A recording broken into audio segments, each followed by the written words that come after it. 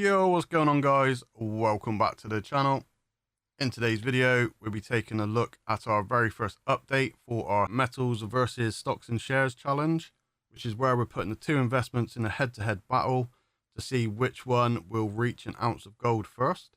So I think we just as well jump straight into the recap of last month and see where we ended out before we reinvested any new money. On the last video, we did have a spot price of £3,653 for an ounce of gold.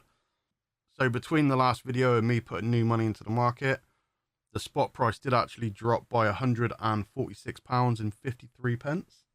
But it does just go to show how volatile the markets can be sometimes.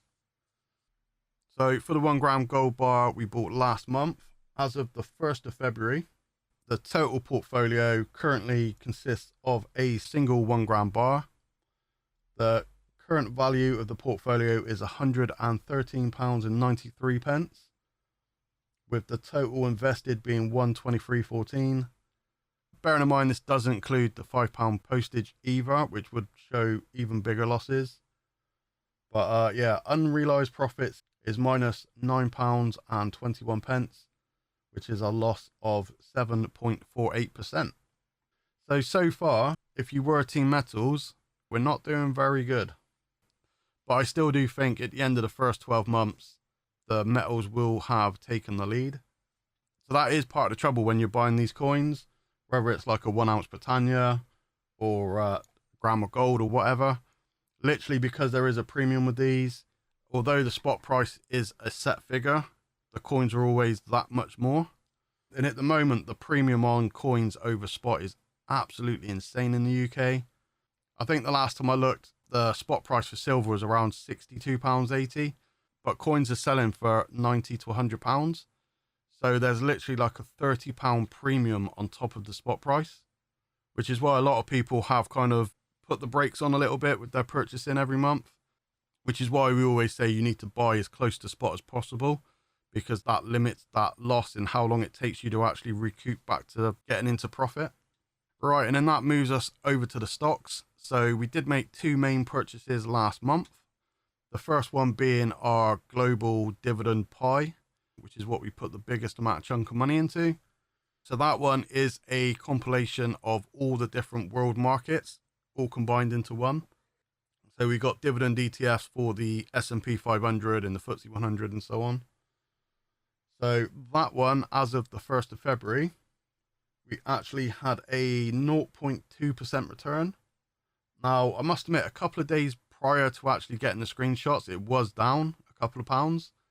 So much like the metal markets, the price is volatile. It does go up and down on a day-to-day basis. But as of the 1st of February, we were up 28 pence with a return of 0.2%. And then with the remainder of the money from last month, we did invest into a individual stock, and we invested into SSE, which was my best performing stock from my other portfolio. So for the first month of SSE, as of the 1st of February, we actually done really well. So yeah, over the moon with this one. Like I say, they were the best performing stock for me on my other portfolio, and so far they're the best performing stock we've got here as well. But yeah, we had a return of 5.7%, which gave us a gain of £1.63 of unrealized gains, taking us up to £29.77. So all in all, for the recap of month one, the spot price of gold dropped £146.53. Our Tavex bar, not including the shipping, lost us £9.21, which is negative 7.48%. In our stocks and shares combined, put us in profit of £1.91, which works out to 1.49% on our overall return. So we ended out month one with £130.05. Right, so then that leads us over to month number 2 and our investments for that one. So same again, we did pick up another 1 gram bar from Tavex. I won't show the back because it literally is identical to the last one, but we will have a little holographic on there. So that is our second Tavex for the month. So as you can see, I did pick this one up on the 1st of February when I'd done all the screenshots. So the individual price was £132.83. We still have that £5 delivery charge. So all in, we was £137.83. So I invested that value into the stock markets. So let's jump on over to there and let me show you what we picked up. So because I want to build a stable foundation to the portfolio, I did put the majority of the money back into that all world dividend pie. So I've dropped another 100 into that one. So as you can see, that one is now sat at £200.28, thanks to our previous 28p from last month's gains. But it's the same percentage breakdown from last month. I haven't changed anything other than just topping up another £100. Right, and then with the remainder of the money, which was £37.83, we did get a new stock purchase for the month.